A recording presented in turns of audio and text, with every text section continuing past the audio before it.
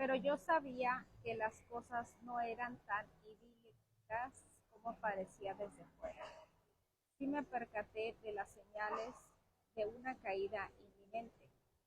No fue porque mi percepción fuera mayor que la del resto del bufete, sino simplemente porque yo era quien pasaba más horas con él. Siempre estábamos juntos porque siempre estábamos trabajando y a un ritmo que no parecía menguar. Siempre había otro caso espectacular en perspectiva. Para Julián, los preparativos nunca eran suficientes. ¿Qué pasaría si el juez hacía tal o cual pregunta? No lo quisiera Dios. ¿Qué pasaría si nuestra investigación no era del todo perfecta? Y si le sorprendían en mitad de la vista como al ciervo cegado por el resplandor de unos faros, al final yo mismo me vi metido hasta el cuello en su mundo de trabajo. Éramos dos esclavos del reloj, metidos en la 64ª planta de un monolito de acero y cristal, mientras la gente cuerda estaba en su casa con sus familias, pensando que teníamos al mundo agarrado por la cola, cegados por una ilusoria versión del éxito. Cuanto más tiempo pasaba con Julián, más me daba cuenta de que se estaba hundiendo progresivamente. Parecía tener un deseo de muerte. Nada le satisfacía. Al final su matrimonio fracasó.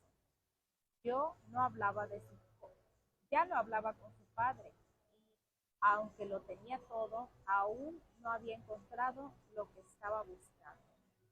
Y eso se le notaba emocional, física y espiritualmente. A sus 53 años, Julián tenía aspecto de septuagenario. Su rostro era un mar de arrugas, un tributo nada glorioso a su implacable enfoque existencial en general y al tremendo estrés de su vida privada. Las cenas a altas horas de la noche en restaurantes franceses, fumando gruesos habanos y bebiendo un coñac tras otro, le habían dejado más que obeso. Se quejaba constantemente de que estaba enfermo y cansado de estar enfermo y cansado. Había perdido el sentido del humor y ya no parecía reírse nunca. Su carácter antaño entusiasta se había vuelto mortalmente taciturno. Creo que su vida había perdido el rumbo. Lo más triste, quizá, fue que Julián había perdido también su pericia profesional. Así como antes asombraba a todos los presentes con sus elocuentes y herméticos alegatos, ahora se demoraba horas hablando, divagando sobre oscuros casos que poco o nada tenían que ver con el que estaba viendo. Así como antes reaccionaba graciosamente a las objeciones del adversario, ahora derrochaba un sarcasmo mordaz que, que ponía a prueba la paciencia de unos jueces que antes lo consideraban un genio del derecho penal. En otras palabras, la chispa de Julián había empezado a fallar. No era solo un frenético ritmo vital lo que le hacía candidato a una muerte prematura. La cosa iba más allá.